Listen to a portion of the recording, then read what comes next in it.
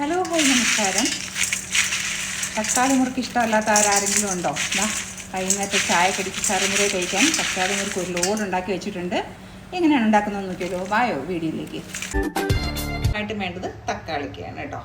നമുക്ക് ഈ തക്കാളിക്ക് ഒന്നുകിൽ നിങ്ങൾ വേവിച്ചിട്ട് അതിൻ്റെ സ്കിൻ അങ്ങ് റിമൂവ് ചെയ്തിട്ട് മിക്സിയിലിട്ട് അടിച്ചെടുക്കുക. ഞാനിപ്പോൾ വേവിക്കുന്നില്ല കേട്ടോ. ഇതിന് ചെറിയ പീസായിട്ട് സ്കിന്നോട് കൂടി തന്നെ ഞാനങ്ങ് ഇട്ട് കൊടുക്കുന്നുണ്ട് കേട്ടോ.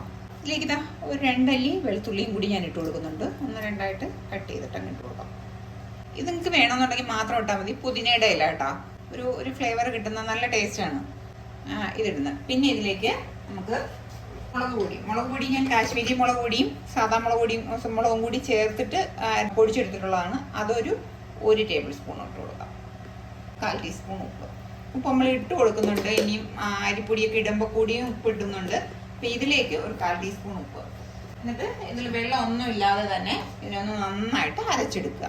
ഇനി എടുക്കുന്നത് മാവാണ്. 1 കപ്പ് അരിപ്പൊടി കേട്ടോ. അരിപ്പൊടി എന്ന് പറയുമ്പോൾ വറുത്ത അരിപ്പൊടിയാണ് ഞാൻ എടുക്കുന്നത്. നമ്മൾ ആ പത്തിരിപ്പൊടിയില്ലേ അത്. പിന്നെ എടുക്കുന്നത് ഇതിലേക്ക് 1/2 കപ്പ് തന്നെ എടുത്തതിന് 1/2 കപ്പ് കടലപ്പൊടി കേട്ടോ. മാവിലേക്ക് ആവശ്യത്തിനുള്ള ഉപ്പ്. ഒരു ഫ്ലേവറിന് വേണ്ടി ഒരു 1/4 ടീസ്പൂൺ കായം പൊടിച്ചത് കേട്ടോ. പിന്നെ എടുക്കുന്നത് ഒരു നുള്ളു മഞ്ഞൾപ്പൊടി ഒട്ടും കൂടരുത് കേട്ടോ. കായപ്പൊടി മഞ്ഞൾപ്പൊടിയും ഒട്ടും കൂടരുതേ. ഇതെല്ലാം കൂടി നന്നായിട്ടങ്ങ് മിക്സ് ചെയ്യുക. നമുക്ക് നമ്മൾ അരച്ച് വെച്ചേക്കുന്ന ആ കൂട്ടെടുക്കാം. നല്ല ഫൈനായിട്ട് അരച്ച് വെച്ചിട്ടുണ്ട്. അത് ആദ്യം ഒഴിച്ചു കൊടുക്കാം.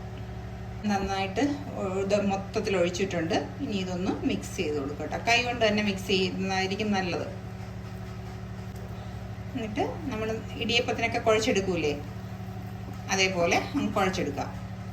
ഇത് കഴിഞ്ഞിട്ട് നമുക്ക് വെള്ളം വേണമെന്നുണ്ടെങ്കിൽ ഒരല്പം വെള്ളം കൂടി ഒഴിച്ചു കൊടുത്തിട്ട് ആ മിക്സി കഴുകിയിട്ട് ആ വെള്ളം കൂടി ഒന്നും ഒഴിച്ചു കൊടുത്താൽ മതി. നമുക്ക് വെള്ളം വേണമെന്ന് ആദ്യം നോക്കുക.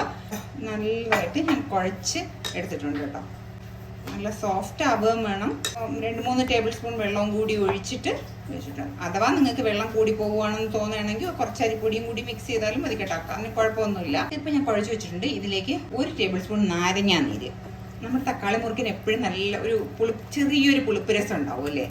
അപ്പം അതുകൊണ്ട് അതിന് വേണ്ടി ഇത് ഓപ്ഷണലാണ്. വേണമെന്നുണ്ടെങ്കിൽ മാത്രം ചെയ്താൽ മതി കേട്ടോ. ഞാൻ കുഴച്ചെടുത്ത് വെച്ചിട്ടുണ്ട്. ഇത്ര മതി. ഇനിയിപ്പോൾ വേറെ ഒന്നുമില്ല, പെട്ടെന്ന് പരിപാടി കഴിയും.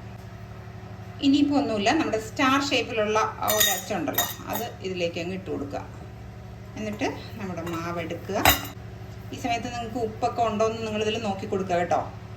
ഉപ്പ് എരിവൊക്കെ ഇത് മതിയോ എന്ന് നോക്കി കൊടുക്കുക. കുട്ടികൾക്കൊക്കെ ആണെങ്കിൽ ഒരുപാട് എരിവ് വേണ്ട, അതും ശ്രദ്ധിച്ചോളണേ.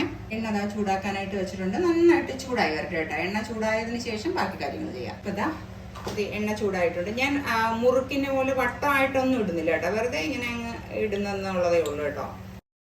ഒന്ന് ചൂടായി വരട്ടെ. ഒരു സൈഡ് ഒന്ന് നന്നായിട്ട് ചൂടായതിനു ശേഷം നമുക്ക് അപ്പുറ സൈഡിലോട്ടൊന്ന് തിരിച്ചിടാം. നിങ്ങൾക്ക് മുറുക്കിൻ്റെ ഒരു ഷേപ്പിൽ വേണമെങ്കിൽ ഒരു പാത്രത്തിലോ പേപ്പറിലോ നമ്മൾ കറക്റ്റ് റൗണ്ടാക്കി അങ്ങ് എടുത്തു കൊടുത്താൽ മതി കേട്ടോ. അപ്പം നല്ല ഷേപ്പിലിങ്ങ് വരും. ഇപ്പം ഞാൻ അങ്ങനെ എടുക്കുന്നില്ല. ഇങ്ങനെ ഓരോ പീസായിട്ട് കട്ട് ചെയ്തെടുക്കാൻ വേണ്ടിയിട്ടാണ് ഇങ്ങനെ എടുക്കുന്നത്. നമുക്ക് ഒന്നങ്ങ് തിരിച്ചങ്ങ് ഇട്ട് കൊടുക്കണം കേട്ടോ. ഇപ്പം ഇതാ ഇത് കണ്ടോ, നമ്മൾ നേരത്തെ ഉണ്ടായിരുന്ന നന്നായിട്ട് ഇരുന്നത് അങ്ങ് മൂപ്പ് കുറഞ്ഞു വന്നിട്ടുണ്ട്. ഇനി നമുക്കത് ഒരു പാത്രത്തിലോട്ടൊന്ന് മാറ്റാം.